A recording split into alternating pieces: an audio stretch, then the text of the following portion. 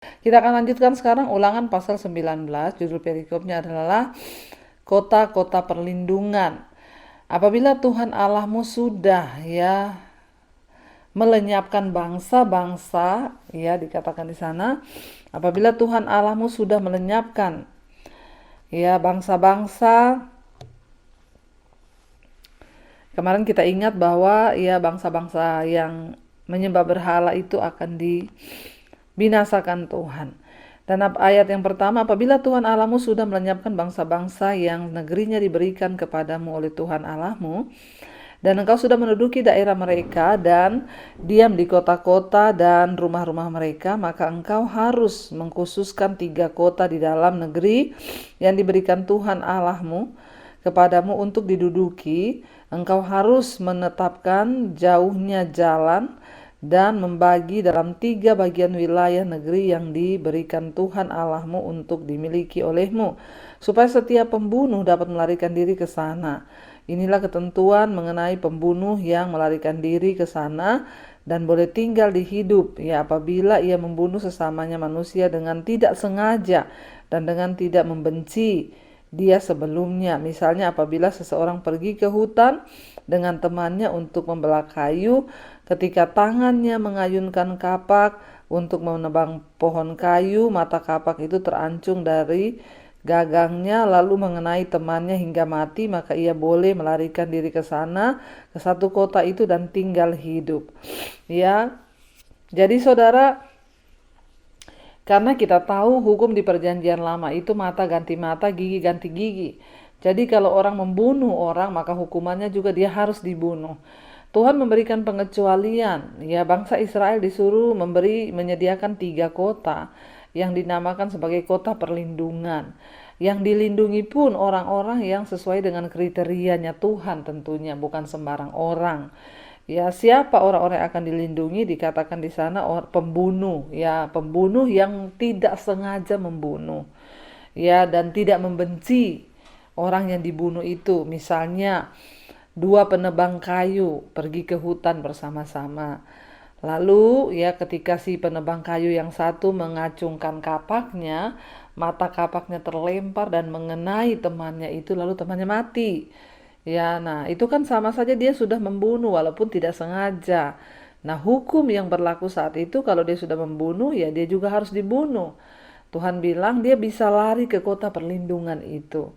Di kota perlindungan itu orang yang lari ke situ tidak boleh dibunuh. Karena memang orang yang di sana adalah orang yang tidak bersalah, tapi dia sudah membunuh. Karena hukumnya pada waktu itu mata ganti mata, gigi ganti gigi, nyawa ganti nyawa. Jadi ada pengecualian. Orang yang membunuh yang boleh dilindungi adalah yang tidak sengaja membunuh. Yang kedua, tidak karena ada rasa benci. Tapi kalau orang membunuh dengan rasa benci, rasa dendam, kejahatan, apapun itu, walaupun dia seorang jenderal, walaupun dia seorang siapapun, kalau dia dengan sengaja membunuh, apalagi untuk membalas dendam atau dengan amarah, dia harus dihukum.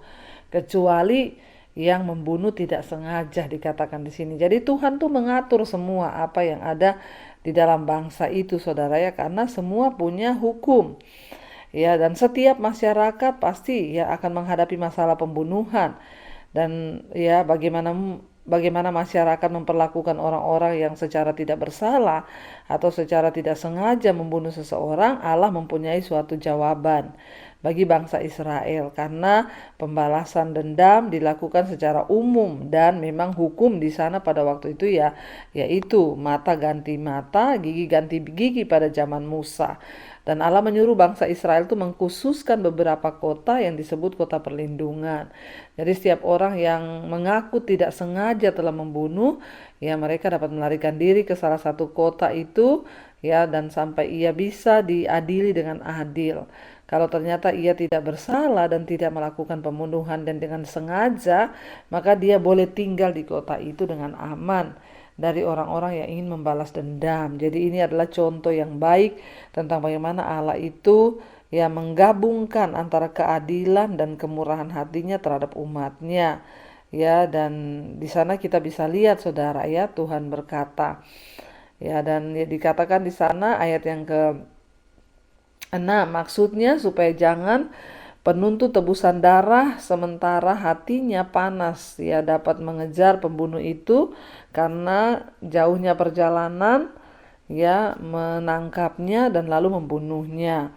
Ya, padahal ya dia itu tidak patut mendapatkan hukuman, ya, hukuman mati karena ia tidak membenci orang yang dibunuhnya itu dan dia juga tidak sengaja. Tapi kalau sengaja, ya sudah pasti berdosa dan harus dihukum, saudara, ya, karena Tuhan itu ya Tuhan yang maha adil, ya. Jadi aneh kalau ada orang sudah jelas-jelas membunuh tapi nggak dihukum, itu ya itu tidak adil namanya, ya. Di negara kita pun ada diatur, ya.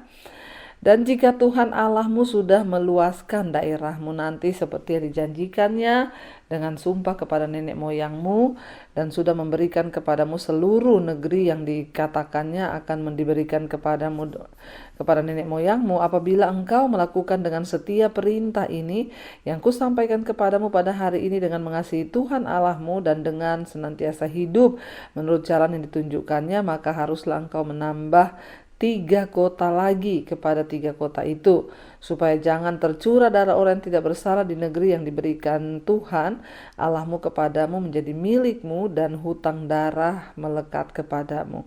Jadi ingat, ya, kita tidak boleh menyalahkan orang yang tidak bersalah, sekalipun dia sudah membunuh ternyata tidak ada niat dan tidak sengaja. Ya, ayat yang ke-11, tetapi apabila seorang ya membenci sesamanya manusia dan dengan bersembunyi menantikan dia lalu bangun menyeberang dan memukul dia hingga mati, kemudian melarikan diri ke salah satu kota itu, maka haruslah para tua-tua kotanya menyuruh mengambil dia dari sana dan menyerahkan dia kepada penuntut tebusan darah supaya ia mati dibunuh. Janganlah engkau merasa sayang kepadanya, demikianlah harus kau hapuskan darah orang yang tidak bersalah dari antara orang Israel supaya baik keadaanmu. Jadi pada zaman itu hukumnya memang ya yang seperti saya bilang, mata ganti mata, gigi ganti gigi. Kalau seorang pembunuh harus dibunuh. Tuhan berkata supaya apa? Supaya tidak ada orang jahat di antaramu dan supaya baik keadaanmu. Mungkin untuk memberikan efek jera agar orang tidak sembarangan membunuh, saudara, karena pembunuhan itu adalah dosa, ya. Dari Ulangan pasal 19. Sekarang kita masuk pada ayat yang ke-14. Ya, judulnya adalah larangan menggeser batas tanah, ya. Di Alkitab juga mengajarkan, jadi kita orang Kristen, orang percaya anak Tuhan tidak boleh sembarang menggeser-geser batas tanah demi kepentingan pribadi, ya. Ayat 14, janganlah menggeser batas tanah sesamamu yang telah ditetapkan oleh orang-orang dahulu di dalam milik pusaka, ya, di dalam milik pusaka yang akan kau miliki di negeri yang diberikan Tuhan Allahmu kepadamu untuk menjadi milikmu.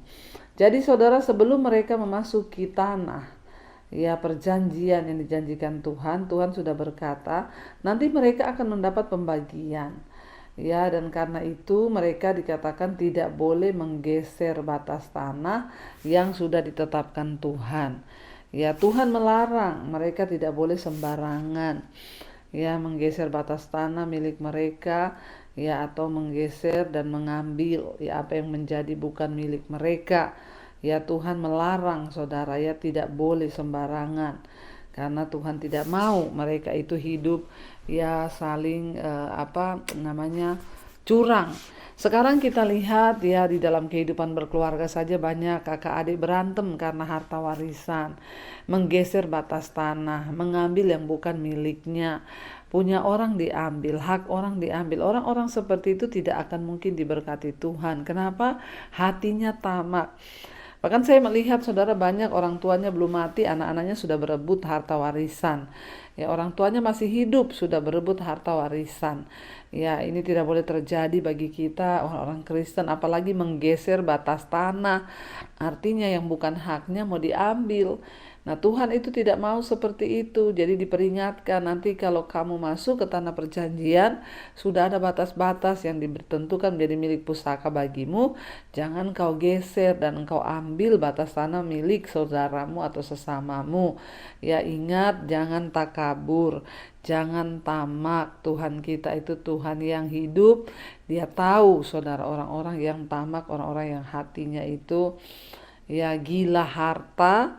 Ingat ya, untuk apa kita menggeser batas tanah atau mencuri haknya orang ya, sementara ya kita juga tidak tahu kita hidup sampai kapan. Ingat saudara ya, satu saat kita harus mempertanggungjawabkan semuanya di hadapan Tuhan.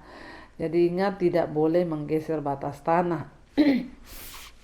Ayat yang ke-15 di sana dikatakan, ya kita pindah ke perikop dengan judul dari hal saksi. Satu orang saksi saja tidak dapat menggugat seorang mengenai perkara kesalahan apapun atau dosa apapun yang mungkin dilakukannya. Baru atas keterangan 2 atau 3 orang saksi perkara itu tidak disangsikan. Jadi kalau ada satu perkara cuma ada satu orang yang melaporkan atau menceritakan, maka perkara itu tidak sah kalau cuma satu orang. Dulu kan belum ada CCTV. Misalnya ada satu kasus apa, pencurian atau pembunuhan. Sekarang enak saudara, semua ada CCTV, jadi orang nggak bisa berbohong. Semua bisa dilacak. Ya, sampai sekarang itu banyak orang lebih takut CCTV daripada takut Tuhan. Ya, kalau ditanya ya tidak ngaku, tapi ketika lihat ada CCTV orang takut mencuri. Ya, karena takut dihukum. Tapi pada zaman Israel itu nggak ada CCTV. Jadi kalau ada orang melaporkan satu perkara, ya tidak boleh hanya satu saksi. Berdasarkan keterangan 2 atau 3 orang saksi, barulah perkara itu tidak disangsikan. Jadi tidak semudah apa yang ya dituduhkan oleh seseorang. Harus ada 2-3 orang saksi baru bisa diperkarakan, bisa disahkan. Ayat 16, apabila seseorang saksi jahat menggugat seorang untuk menuduh dia mengenai suatu pelanggaran, ya maka kedua orang yang mempunyai perkara itu haruslah berdiri di hadapan Tuhan, di hadapan imam-imam dan hakim-hakim yang ada pada waktu itu. Maka hakim-hakim itu harus memeriksanya baik-baik, dan apabila ternyata bahwa saksi itu seorang saksi dusta dan bahwa ia telah memberi tuduhan dusta terhadap saudaranya, maka kamu harus memperlakukannya sebagaimana ia bermaksud memperlakukan saudaranya. Demikianlah harus kau hapuskan yang jahat itu dari tengah-tengahmu.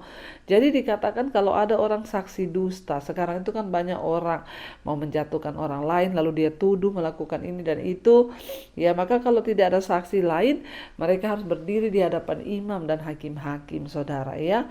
Dan ya dikatakan apabila terbukti bahwa dia yang menuduh orang itu adalah saksi dusta, tidak benar, maka ya harus diperlakukan kepadanya sebagaimana hukuman bagi orang yang bersalah. Dikatakan Tuhan, demikianlah harus kau hapuskan yang jahat dari tengah-tengahmu. Harus dibinasakan. Tuhan itu pada zaman itu memang tidak mau bangsa Israel itu hidup tercampur dengan orang jahat. Makanya hukumnya pada zaman dulu itu ya mata ganti mata, gigi ganti gigi. Tidak ada kompromi. Kita bersyukur hari-hari ini kita hidup dalam zaman kasih karunia. Ya masih ada kesempatan untuk bertobat, tapi pada zaman itu saudara benar-benar dibinasakan. Ya, ayat 20, maka orang-orang lain akan mendengar dan menjadi takut, sehingga mereka tidak akan melakukan lagi perbuatan jahat seperti itu di tengah-tengahmu. Jadi maksud dari penghukuman itu adalah supaya orang lain tidak meniru kejahatannya. Kalau orang lain berbuat kejahatan lalu tidak dihukum, maka banyak akan meniru. Kita berdoa saudara, supaya di negara kita hukum benar-benar adil. Ya, supaya orang itu ada efek jerahnya. Karena kalau tidak ada efek jerah, ya orang terus berbuat saudara, karena tidak takut ya. Ayat 21, janganlah engkau merasa sayang kepadanya, sebab berlaku nyawa ganti nyawa, mata ganti mata, gigi ganti gigi, tangan ganti tangan, dan kaki ganti kaki. Waduh, mengerikan saudara. Ya, pada zaman dulu, zaman perjanjian lama, ya inilah ya prinsip yang digunakan oleh hakim-hakim ya. Bukan rencana untuk pembalasan dendam pribadi, tapi sikap terhadap hukuman itu barangkali kehilangan ya, kelihatannya sangat primitif ya. Ya, namun itu sebenarnya merupakan terobosan ya untuk memperoleh keadilan dan kejujuran pada zaman kuno, ketika sebagian besar bangsa memakai metode yang berubah-ubah untuk menghukum penjahat.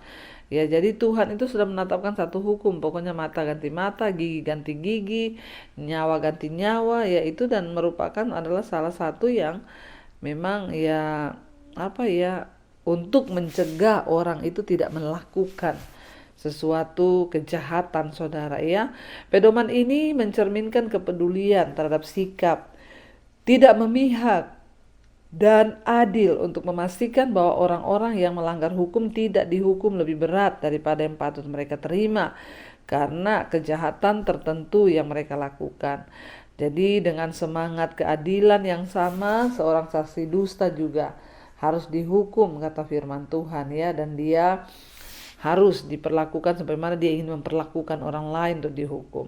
Jadi menerima hukuman yang sama dengan yang diderita oleh orang yang dituduh, ya ini adalah prinsip tentang membuat hukuman sesuai dengan kejahatan seharusnya masih dilaksanakan bahkan sampai sekarang. Jadi saudara, ya kita lihat kalau ada seseorang menuduh misalnya orang lain, ya dia bilang misalnya dia jadi saksi dusta nih, dia tuh mencuri, ya misalnya mencuri sapi saya, tapi ternyata ditanya, jadi apa yang kau ingin kita lakukan? Saya pengen dia misalnya dihukum, ya misalnya dihukum ya gantung ya. Maka ketika diselidiki perkara itu ternyata orang ini saksi dusta tidak benar, maka dialah yang dihukum gantung. Jadi sesuai dengan yang dia ya minta. Di sini dikatakan ya firman Tuhan berkata, sebab ya janganlah engkau merasa sayang kepadanya, kepada orang yang bersalah itu, pada saksi dusta itu, sebab berlaku nyawa ganti nyawa, mata ganti mata, gigi ganti gigi, tangan ganti tangan, dan kaki ganti kaki.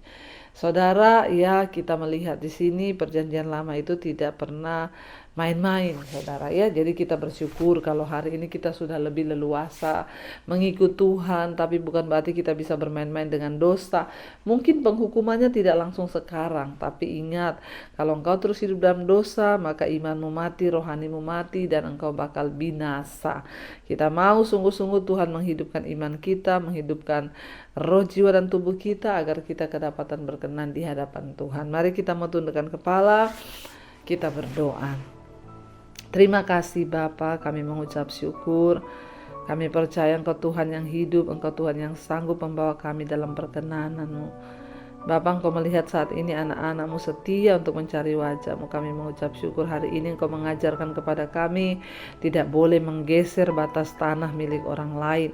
Ya, walaupun itu saudara kami sendiri, Tuhan jagai hati kami agar kami tidak tamak dengan harta kekayaan, sehingga kami boleh sungguh-sungguh berkenan di mata Tuhan. Terima kasih Bapa buat anugerah, buat kasih kesetiaan-Mu atas hidup kami. Tiba saatnya Tuhan kami mau menerima berkat Tuhan, kami membuka hati dan tangan kami untuk menerima berkat Tuhan. Diberkatilah engkau dalam hidupmu, diberkati rumah tanggamu, diberkati pekerjaanmu, diberkati kesehatanmu, anak cucumu diberkati Tuhan. Karena itu terimalah kiranya berkat dari Allah Bapa, cinta kasih Tuhan Yesus Kristus, penyertaan Roh Kudus menyertai hidup kita mulai hari ini bahkan sampai kali yang kedua.